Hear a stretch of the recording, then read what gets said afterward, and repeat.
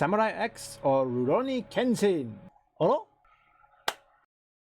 This is gonna be more like a two-part. The first one is most likely for the live action and the other is for manga or anime. Anime is gonna be taking time. I'm not gonna showcase all of it. I'm gonna be picking my best, but I will pick the whole franchise if I have to. Regardless if it's live action or anime, Rurouni Kenshin at least I think he did correct when it comes to film adaptation. And for the record, no, there's no Black Samurai because you have to know, during the time of the Rurouni Kenshin, it was the end of the Samurai Age and the beginning of the Meiji Age, or in this case, Meiji Restoration, which, if my memory serves me correctly, it should be 1878 or 1879 or somewhere like that. And this is where Japan is now become what's called Imperial Japan under Emperor Meiji. Now let me show you what the critics on this Wikipedia.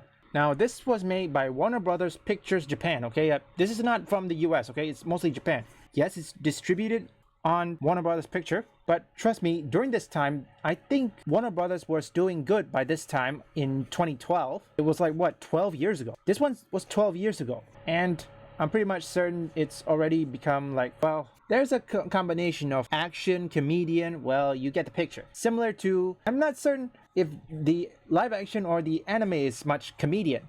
I could be wrong on that one. And right here, I can show you this. Here are the plots. I will scroll down a bit and pause it if you want to read it. Okay, now let's check on the critics' reception. The film received positive reviews. Okay, Deborah Young, writing on Hollywood Reporter. As it says here, the action scenes to a barbarian beat. I have no idea what that means. Because remember, it says here is many things, part Japanese historical drama, part action movie, and part nostalgia, emotional journey. And it's got an A+. It's a good. Now, it's about 3 film. I don't necessarily certain they follow most from the anime. I'm probably certain some of it is incorporated in the live action. Some of the anime was incorporated in the live action, much less to Avatar The Last Airbender of this year, but there are some elements of it. However, we have to understand one thing. First off, yes, I know Black Samurai mostly exists because of Nobunaga, but this is not about Nobunaga. This film takes place during the Meiji Restoration, okay, after what I believe it's called, hang on a second, I need to check the battle. It's called Battle of Toba Fushimi, and this was on January 1868. I think by this time, I believe it's on the Shogun War or something, even though they celebrate it.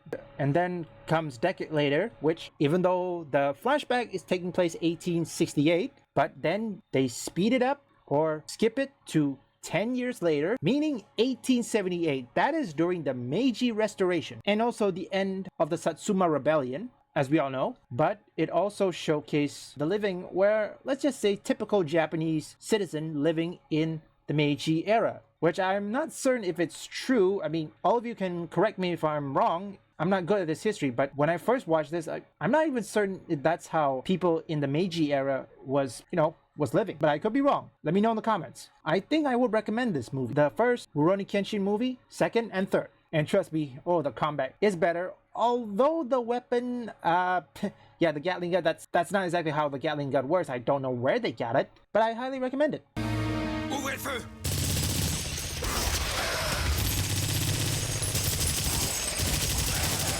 J'ai jamais vu ça. Ça va aller, Philippe!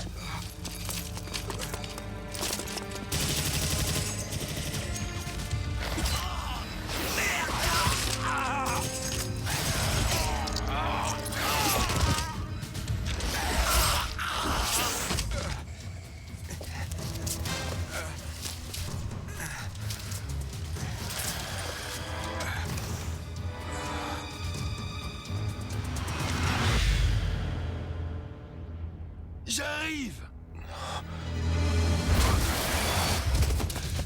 Jacques! Leave a like and subscribe and comment down below. What do you guys think?